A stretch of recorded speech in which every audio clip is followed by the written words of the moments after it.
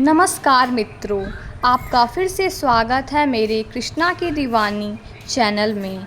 आज के दिन हम आपको बताएंगे मीरा की कहानी। मीरा की वो कहानी जो आज तक कभी किसी ने नहीं सुनी, कभी किसी ने नहीं जानी।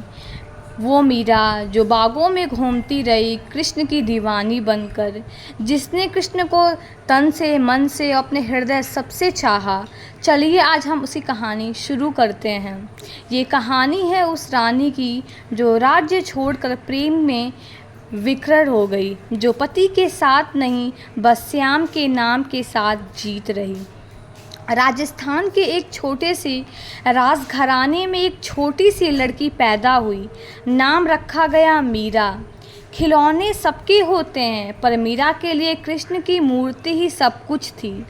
एक बार माँ से पूछा, माँ मेरे पति कौन हैं? माँ ने मुस्कुराते हुए कहा, श्याम। श्याम और मीरा के लिए बस वही पति बन गए। उसने अपने मन, तन और प्राण कृष्ण को दे दिए।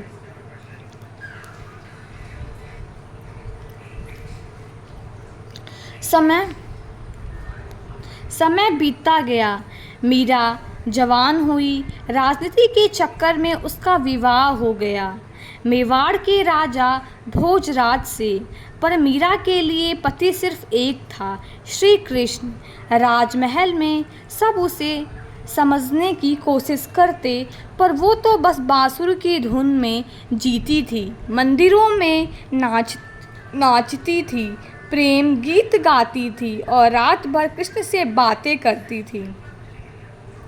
समाज में विरोध होने लगा। एक रानी को साधुओं के संग क्यों रहती है? तुम्हारे कृष्ण तो मूर्ति हैं। दुनिया चीख चीख कर कह रही थी, पागल है मीरा, पागल है मीरा। पर मीरा के लिए कृष्ण एक मूर्ति नहीं थे। वो कृष्ण के लिए श्वास थे। वो मीरा के जीवन थे। उनका हर गीत, हर आंसू कृष्ण के लिए ही तो था। उन्होंने विष का प्याला पिया, पर कृष्ण ने उसे अमृत बना दिया। पायल की झनकार हूँ मैं, कृष्ण के प्रेम की पुकार हूँ मैं। मीरा लिखने लगी गीत जो आज भी मंदिरों में गूंजते हैं।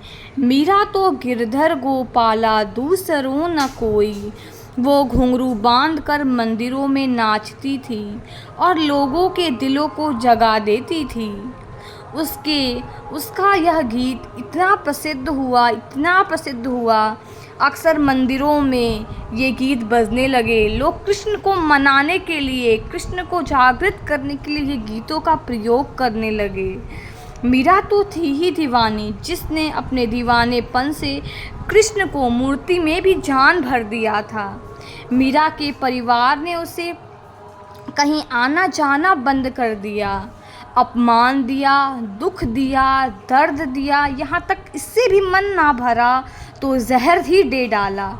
पर वो कहती थी, कृष्ण के नाम में जो दर्द है वो भी सुख है मेरे लिए। भला ऐसा भी क्या?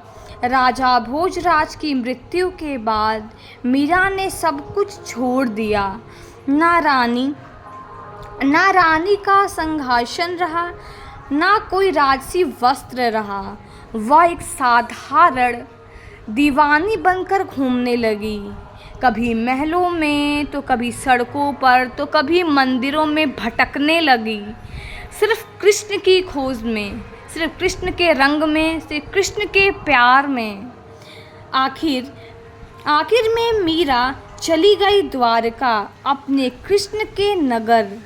और वहीं द्वारिकाधीश के मंदिर के सामने अंत में जब लोगों ने देखा, मीरा मूर्ति के सामने नाच रही थी, मूर्ति से बातें कर रही थी। मूर्ति से जब उसका दीदार होता है तो प्रफुल्लित उठती है। वह उस भोर में नाचने लगती है, गाने लगती है, बैठने लगती है, उस मूर्ति से बातें करने लगती है। लोग समझ गए थे, वह धीरे धीरे उस मूर्ति में समाहित होने लगी, उस मूर्ति में ही समा गई। कोई देख नहीं पाया। बस उसकी पायल और बांसुरी की आवाज़ रह गई। बस उसकी बांसुरी और पायल की आवाज़ रह गई। मीरा ने प्रेम दिया शुद्ध निर्मल बिना किसी बदले के। उसने कृष्ण को सिर्फ चाहा, ना कभी पाने की चाह, ना समझने की ज़िद। और ये कहानी मीरा की नहीं, हर उस इंसान की है जो किसी को दिल से चाहता है, बिना किसी शर्त से, बिना किसी इंतज़ार के। तो हम आज भी मीरा को ही प्रेम का साक्षात स्वरूप मानते हैं। मीरा को ही अपना सब कुछ मानते हैं। मीरा वो जिसने अपना देश, अपने पति, अपना परिवार सब कुछ त्याग दिया। किसके लिए? सिर्फ कृष्ण के लिए, कृष्ण के सच्चे प्रेम के लिए। जो भी क्या, सिर्फ निस्वार्थ प्रेम। वो प्रेम नहीं, किसी देह से प्रेम नहीं, उनसे किसी चीज़ को पाने की प्रेम नहीं, निस्वार्थ प्रेम, सिर्फ जानने की प्रेम, उनको प्यार करने की प्रेम। यही चीज़ को तो कहते हैं निस्वार्थ प्रेम, जो किसी चीज़ की ना इच्छा थी ना प्रेम था, बस प्रेम ही प्रेम था। जगत ने उसे सिर्फ प्रेम दिया, लोगों ने धिक्कारा, उसको अपमानित किया, यहाँ तक जहर का प्याला भी दे डाला। लेकिन मीरा कभी रुकी नहीं। उसके दिल में, मन में, हृदय में, हर जगह बस कृष्ण ही कृष्ण थे, राघव ही राघव थे। तभी इस तरह से मित्रों, मैंने आज आपको मीराबाई की कहानी सुनाई, जिसने कभी एक प्रेम को अमर कर दिया, प्रेम को नया स्वरूप में डाल दिया। आज हम उस मीराबाई को भी प्रेम के नाम से प्रसिद्ध है। आज भी जब कृष्ण का नाम लिया जाता है तो मीरा को ज़रूर याद किया जाता है। तो आज मैं अपने कुछ शब्दों से अपने वाणी का अंत करूँगी। फिर मिलते हैं आपको एक नए सुंदर से प्रकृति के रूप से बने हुए वीडियो में।